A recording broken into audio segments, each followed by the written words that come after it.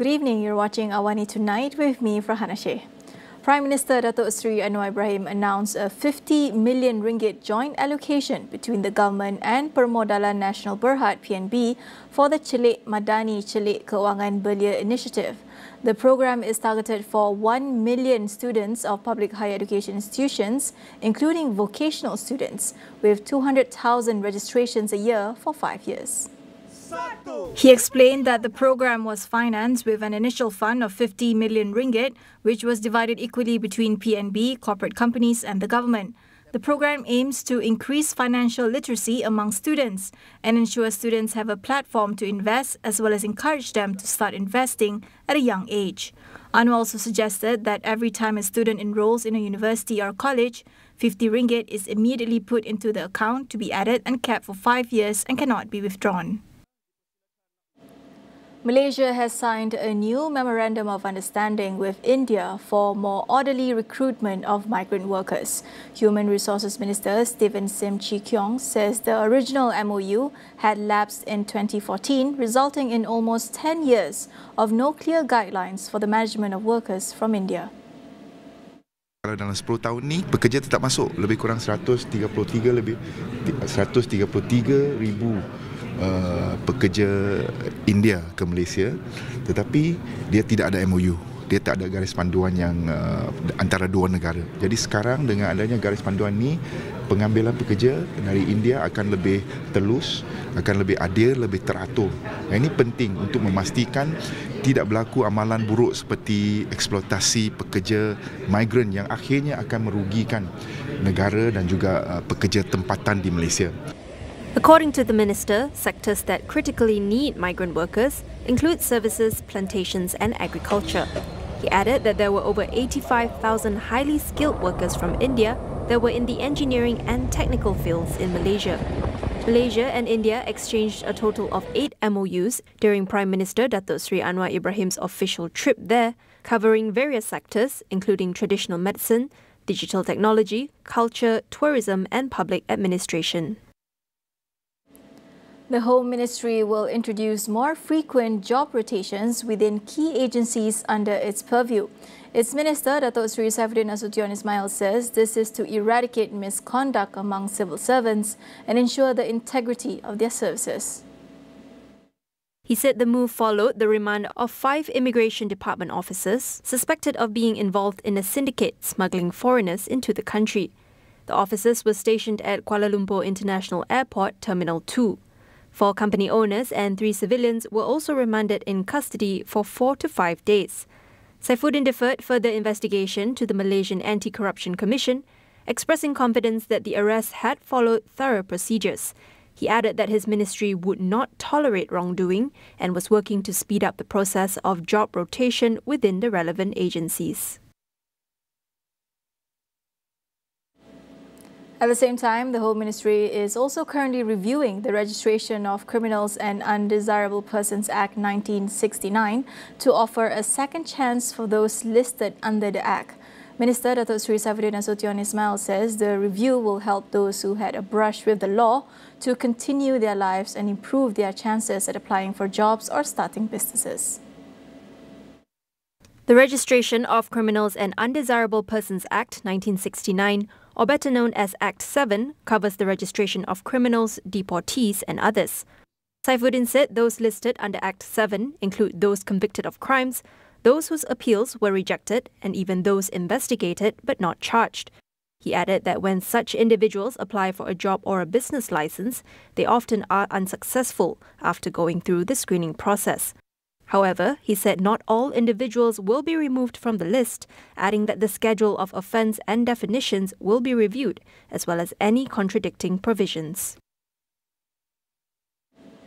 In other news, Nashid singer and composer Muhammad Yassin Sulaiman has been sentenced to life imprisonment and 16 strokes of the cane by the High Court today, after being found guilty of 3 drug offences.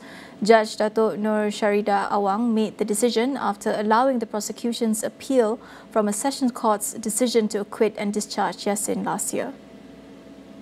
"It's a dark day for me," Yassin was quoted saying as he was being escorted by the police. The 48-year-old singer, who was previously held at Hospital Bahagia Ulu Kinta, Perak, after being acquitted and discharged in November 2023, was seen handcuffed and taken directly to Kajang prison.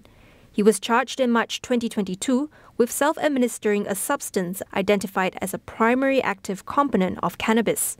Yasin was also charged with possession of 193.7 grams of cannabis and cultivating 17 cannabis plants at his home in Kota Damansara.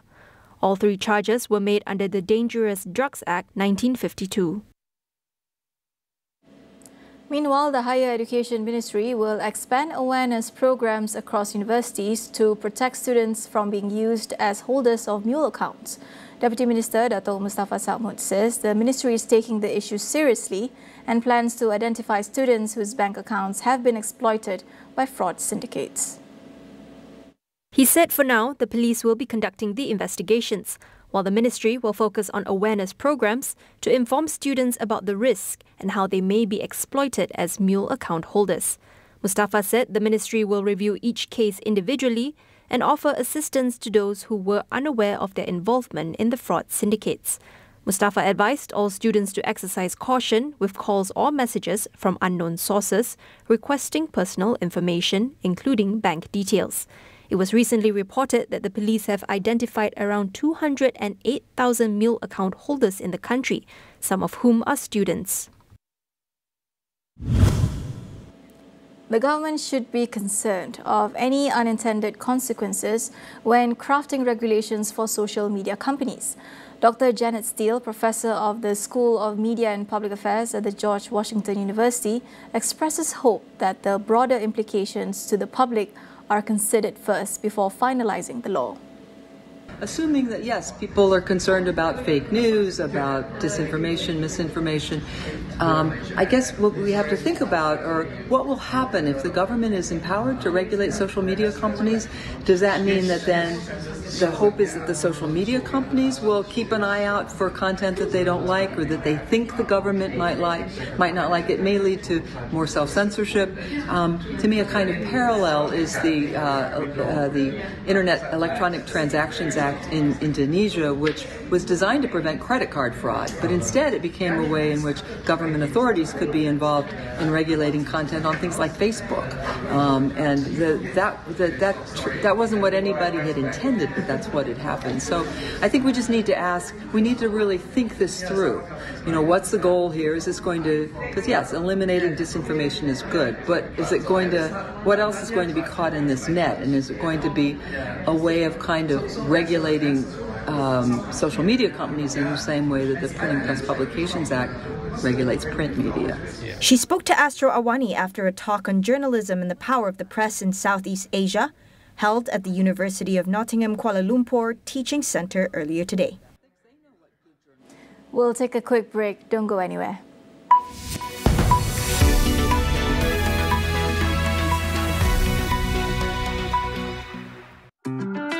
Inilah kita. Ore kanavu. Ika maitong. Cerita kita yang mewarnakan langit indah. Bicara aku jadi kita. நம் லட்சியங்களை அடைய நம் கதைகளை பகிருங்கள். 我们在一起，紧密相连。 Kisah kita, kita megah bersama. Inilah kita. Sama-sama kita menuju ke hadapan. Negaraku, Negara kita. Inilah kita.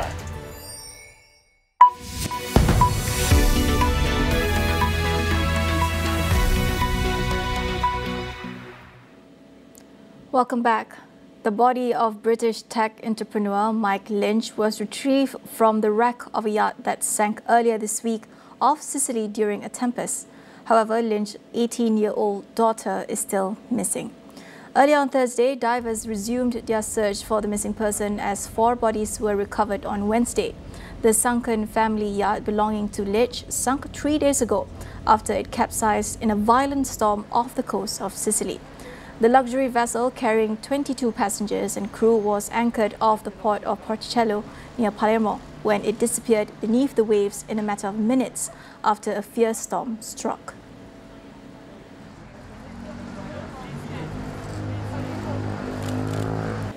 Meanwhile, New Zealand's White Island volcano erupted earlier today, grounding a number of flights.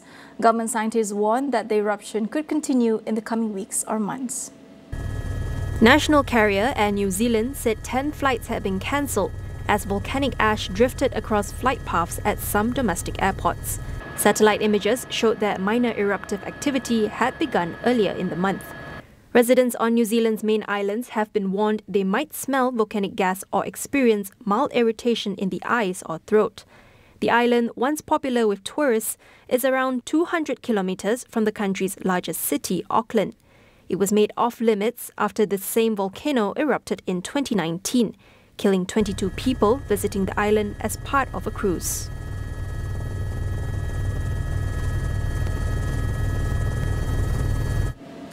Over in the US, Minnesota Governor Tim Walz accepted the Democratic Party's vice presidential nomination on the third night of its national convention.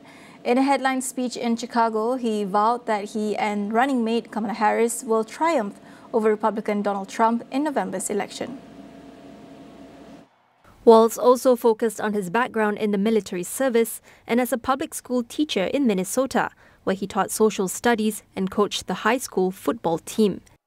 Like many of Wednesday night's speakers, he built on the theme of freedom and pointed to the conservative manifesto backed by Trump's allies, known as Project 2025. His address came after American talk show host Oprah Winfrey made a surprise appearance on stage to urge the crowd to back Harris in November.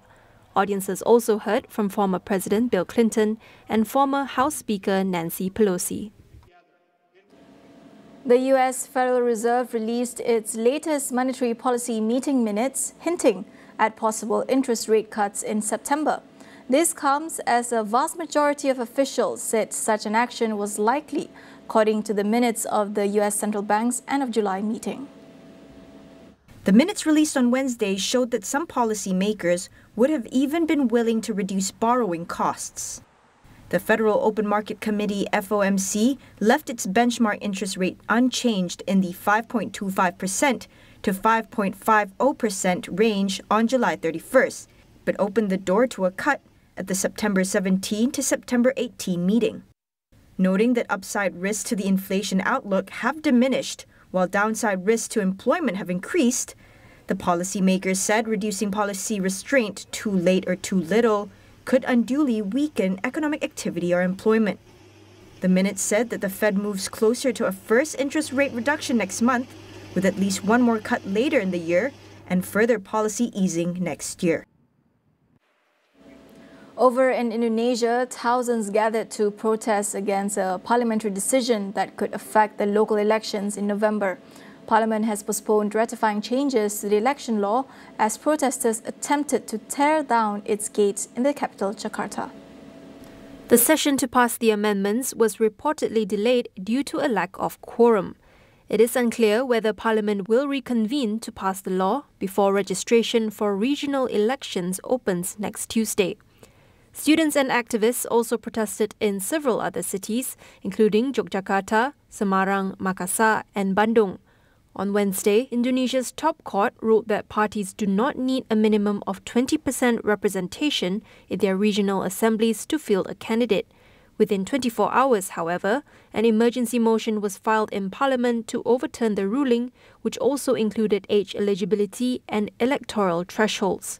The decision would pave the way for the youngest son of outgoing President Joko Widodo to run in the local elections and prevent the popular former governor of Jakarta, Anies Baswedan, from standing again. That wraps our AWANI Tonight. I'm Farhana Sheikh. Thank you for watching.